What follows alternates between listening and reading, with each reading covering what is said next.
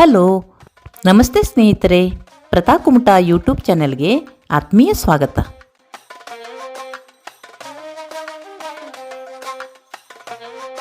ಇವತ್ತು ನಾವು ಮನೆಯಲ್ಲಿ ಬೆಳೆಯಬಹುದಾದ ಔಷಧೀಯ ಸಸ್ಯಗಳ ಬಗ್ಗೆ ತಿಳಿದುಕೊಳ್ಳೋಣ. ಈ ಸಸ್ಯಗಳು ನಮ್ಮ ಆರೋಗ್ಯವನ್ನು ಉತ್ತಮಗೊಳಿಸುವಲ್ಲಿ ತುಂಬ ಸಹಕಾರಿಯಾಗಿದೆ. ಅಲ್ಲದೆ ನೈಸರ್ಗಿಕ ಮನೆಮದ್ದುಗಳಲ್ಲಿಯೂ ಮುಖ್ಯ ಪಾತ್ರ ವಹಿಸುತ್ತವೆ.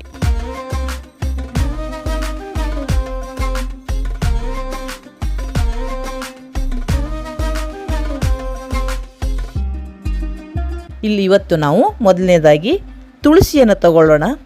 ಪ್ರತಿದಿನ 3 ರಿಂದ 4 ತುಳಸಿ ಎಲೆಯನ್ನು ಸೇವನೆ ಮಾಡುವುದರಿಂದ ರೋಗ ನಿರೋಧಕ ಶಕ್ತಿ ಹೆಚ್ಚುತ್ತದೆ. ಶೀತ, ಕೆಮ್ಮು, ಜ್ವರಕ್ಕೆ ಇದು ಬಹಳ ಉತ್ತಮ.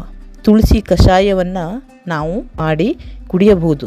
ಬೆಳಿಗ್ಗೆ ಖಾಲಿ ಹೊಟ್ಟೆಯಲ್ಲಿದ್ದಾಗ ಈ ಕಷಾಯವನ್ನು ಕುಡಿಯುವುದು ಉತ್ತಮ.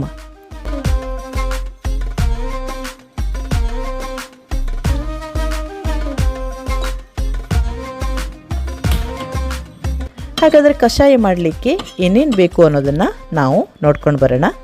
ಈಗ 1 ಲೋಟ ನೀರನ್ನು ಕುದಿಲಿಕ್ಕೆ ಬಿಡಬೇಕು. ಅದಕ್ಕೆ ಜೀರಿಗೆಯನ್ನು ಹಾಕಿ ಕುದಿಸಬೇಕು. ಕುದಿತಾ ಇರುವಂಥ ಸಮಯದಲ್ಲಿ ತುಳಸಿ ಎಲೆಗಳನ್ನು ಹಾಕಬೇಕು. ಜೀರಿಗೆಯ ತುಳಸಿಯ ಸುವಾಸನೆ ಹೊಮ್ಮುತ್ತಾ ಇರುವಂತೆ ಚಿಕ್ಕ ತುಂಡು ಬೆಲ್ಲವನ್ನು ಹಾಕಬೇಕು.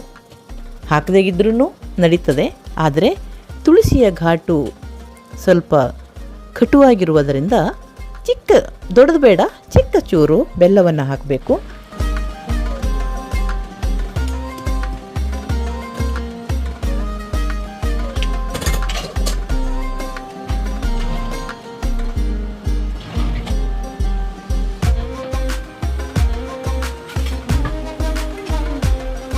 ಒಂದು ಲೋಟ ನೀರು ಅರ್ಧ ಲೋಟ ಆಗುತ್ತಿರುವಂತೆ ಸ್ಟವನ್ನು ಆಫ್ ಮಾಡಿ ಬಿಸಿ ಬಿಸಿಯಾಗಿ ತುಳಸಿ ಕಷಾಯವನ್ನು ಕುಡಿಲಿಕ್ಕೆ ಕೊಡಬೇಕು.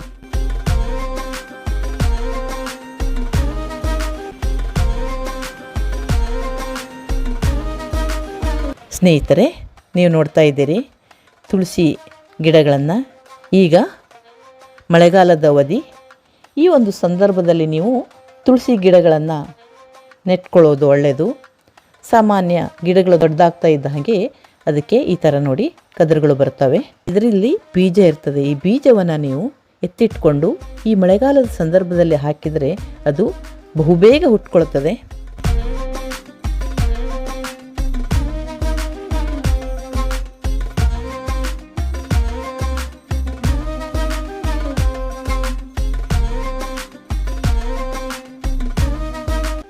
ಏನನ್ನೇ ನೀವು ಬಳಸಿ, ಆದರೆ ಮಿತಿಯಲ್ಲಿರಲಿ.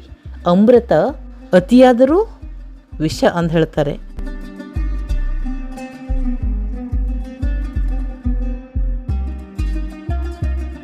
ಹಾಗೆ ಯಾವುದೇ ಒಂದು ವಸ್ತು ಆಗಲಿ ನಾವು ಅತಿಯಾಗಿ ಸೇವನೆ ಮಾಡೋದರಿಂದ ಅದು ಬೇರೆಯದೇ ಪರಿಣಾಮಕ್ಕೆ ತಿರುಗ್ತದೆ. ಹಾಗಾಗಿ ನಾವು ಯಾವುದೇ ಒಂದು ಔಷಧೀಯ ಸಸ್ಯ ಇರಬಹುದು, ಅದು ಯಾವುದೇ ಇರ್ಬೋದು, ಯಾವುದೇ ಇದ್ದರೂ ಅದು ಮಿತಿಯಲ್ಲಿದ್ದರೆ ಒಳ್ಳೆಯದು. ಎಲೆಗಳು ಅಂದರೆ ಎಲೆಗಳ ಲೆಕ್ಕದಲ್ಲೇ ತೆಗೆದುಕೊಳ್ಬೇಕು. 3-4 ಎಲೆ ಅಂದರೆ 3-4 ಎಲೆಯನ್ನೇ ತೆಗೆದುಕೊಳ್ಬೇಕು. ಆಗ ಮಾತ್ರ ನಮ್ಮ ಆರೋಗ್ಯ ಉತ್ತಮ ಮಟ್ಟದಲ್ಲಿ ಇರ್ತದೆ ಹೇಳ್ಬೋದು.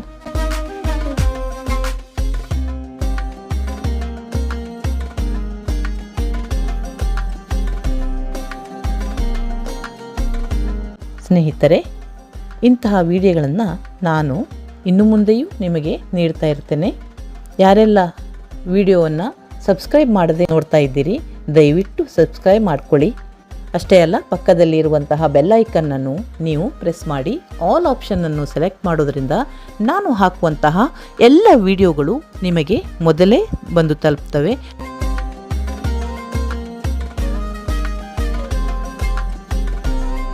ಸ್ನೇಹಿತರೆ, ವಿಡಿಯೋ ಇಷ್ಟವಾದಲ್ಲಿ ಒಂದು ಲೈಕ್ ಕೊಡಿ, ಕಾಮೆಂಟ್ ಮಾಡಿ, ನಿಮ್ಮ ಆತ್ಮೀಯರಿಗೆ ಶೇರ್ ಮಾಡಿ.